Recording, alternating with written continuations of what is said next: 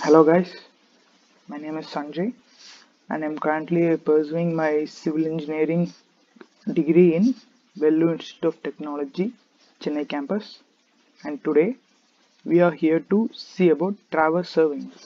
So we're gonna see the following contents in the presentation, and they are introduction to traverse surveying, and after that we're gonna see about types of traversing, and there are two types of traversing. They are open traverse surveying and the other one is closed traverse surveying.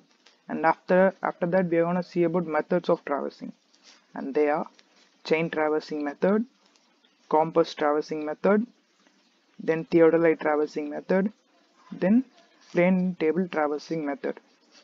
So let's begin.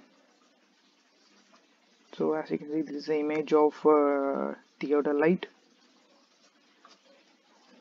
Okay, let's get into the introduction of traverse surveying. So traversing is a method in the field of surveying to establish control networks. Okay, it is also used in geodesy. So traverse networks. What are these traverse networks?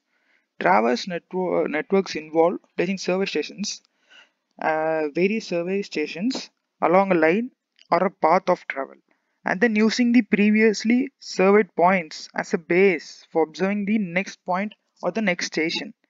So these traverse networks or traverse surveying method has many advantages.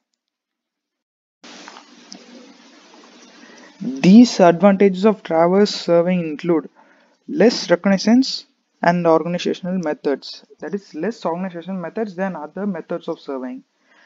Then while in other systems they require the survey to be performed along a rigid polygon shape.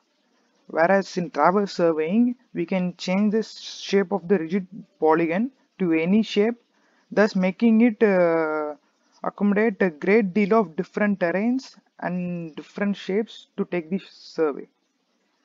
And then only a few observations need to be taken at each station, whereas in other survey networks, a great deal of angular and linear observation need to be made and considered.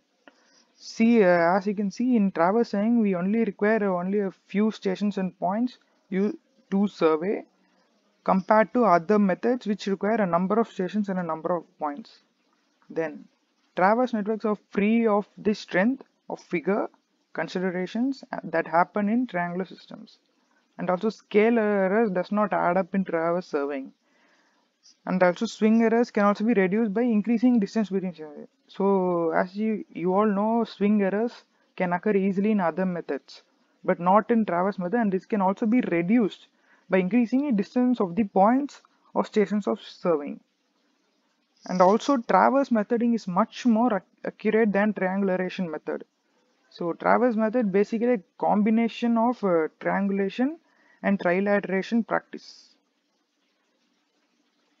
Now we're going to see about types of traversing. Frequently in surveying engineering and geodetic science, control points are used. These control points are setting or observing distance and direction in a network. The control point throughout the control network may consist of monuments, benchmarks, vertical controls, etc. There are two main types of traversing, and they are open traverse and closed traverse. So open traverse starting from a station does not end in the same station or any other station. Thus it doesn't make a closed circuit, that it is open always. And the other type is closed traverse. In closed traverse, normally the network originates from a station and returns to the same station, thus completing a circuit of closed traverse, or it can either run between two known stations, thus making a circuit or a closed traverse in either of the ways.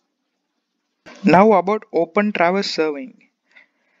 An open traverse is a traversing type that once if started in a point called starting point does not return to the starting point or does not return to the beginning point. So this open traverse basically consists of a series of lines, as you can see in the image below. It consists of a series of lines expanding in the same direction that does not end in the starting point. So it is generally employed for long narrow strips of surveying. So for example, long narrow strips include the path of a highway or railway, canal, pipeline. So these are something which have a straight line of surveying. So this type of open traverse is generally used in these types of surveying like highway, railway, canal, pipeline, coastline or transmission lines. So basically an open traverse cannot be checked and adjusted accurately as it is open. Now we're gonna see about closed traverse surveying. So this type of traverse is said to be closed because this traverse starting from a starting point ends in a same point or ends in this starting point, thereby forming a closed polygon as shown in the figure below. It forms a closed polygon, thus the name closed traverse surveying. Also, any traverse which ends and begins at the positions at the same positions on a plan are also said to be closed traverse surveying. This type of closed traverse is normally employed for locating boundaries of lakes and woods across which tie lines cannot be measured. And this is type of traversing is also used for area determination and control for mapping.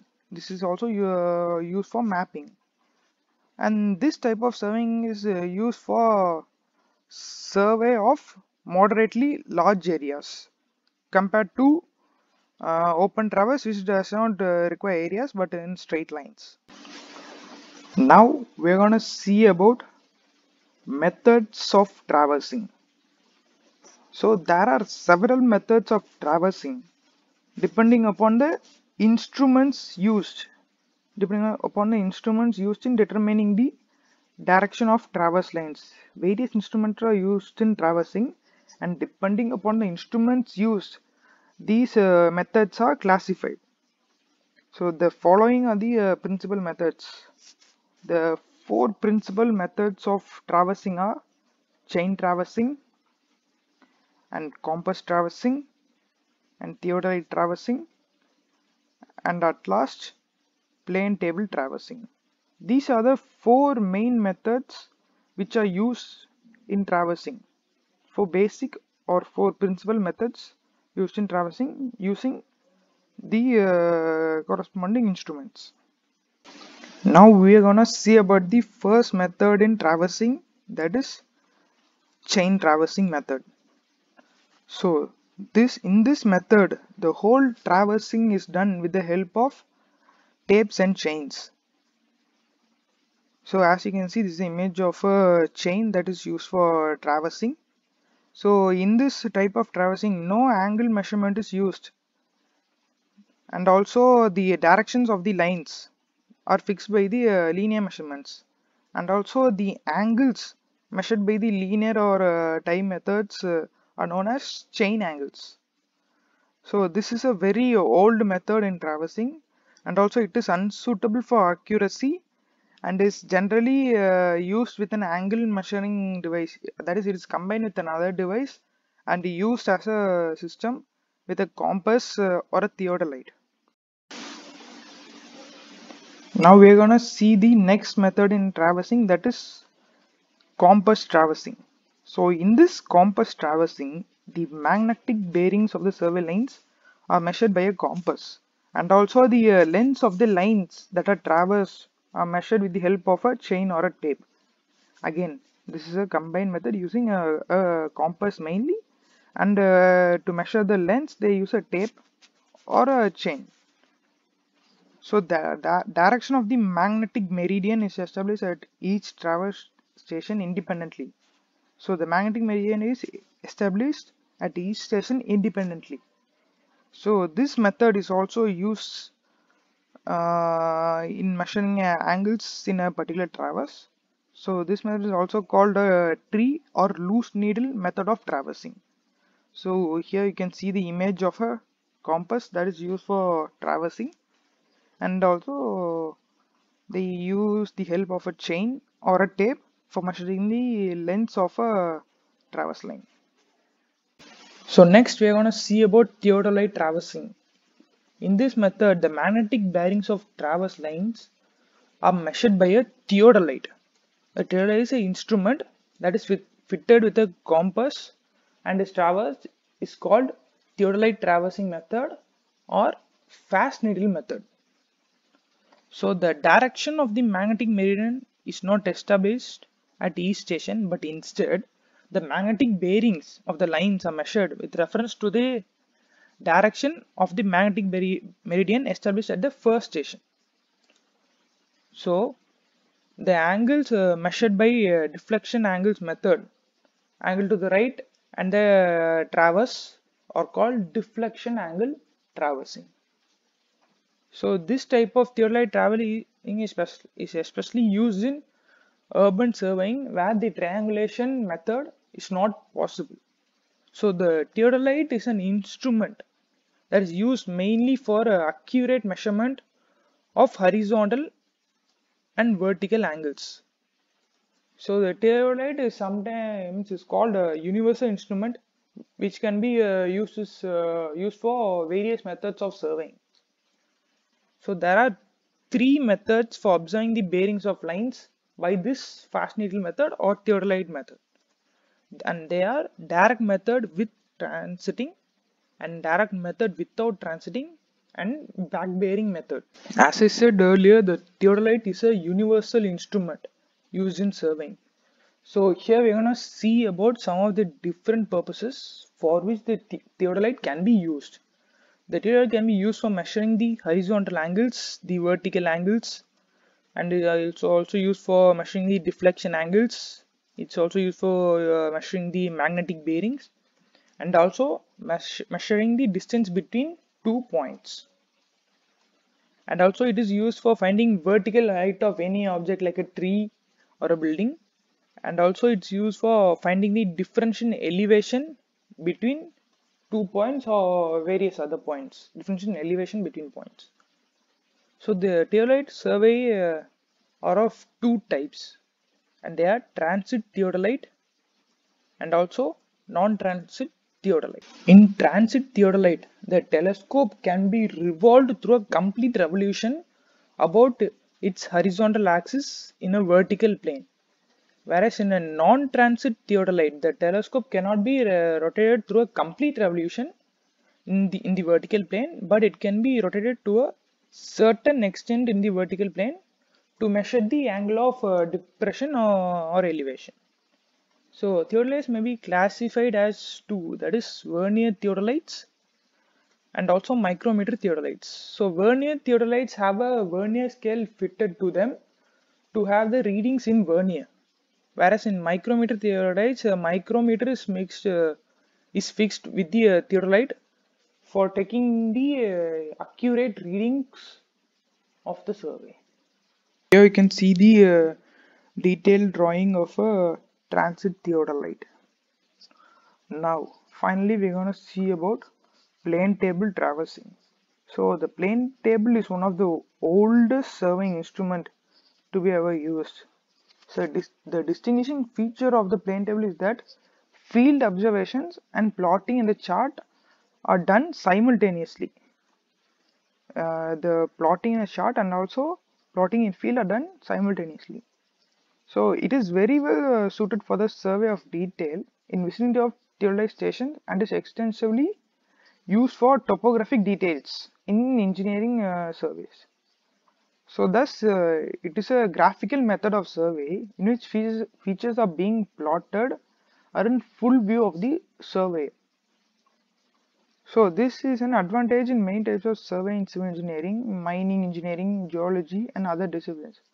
Photogrammetry is now the principal method for small scale mapping of large areas. However, plane table surveying or plane tabling is a supplemental method because it is very simple and is also inexpensive.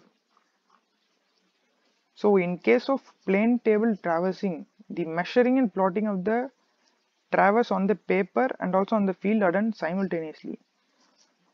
So the experiment goes like the plane table equipment is set up at a station, At every traverse station, one by one in a clockwise or an anti-clockwise direction for the whole system of traverse.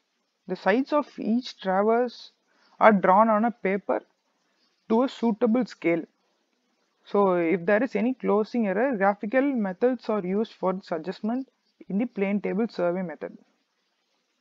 So instead of a compass or theodolite, a simple plane table can be used to conduct a traverse survey.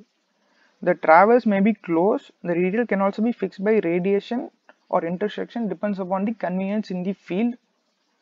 And orienting of the table is done by back sighting on the previous station before sight is taken to the forward station. The error of closure is determined at a penultimate station without occupying the last station.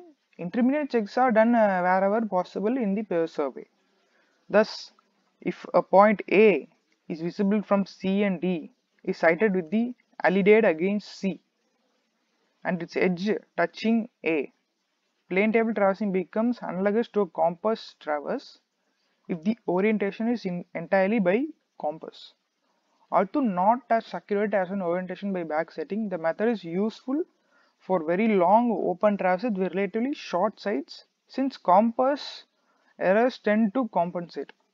A small light form of plane table with a rough compass recessed into a board is used for such work and it's called traverse plane table or simply a traverse table. So with this, our lecture about traversing comes to an end. So today we have learned a lot about traverse surveying, about the types and methods. So thank you guys.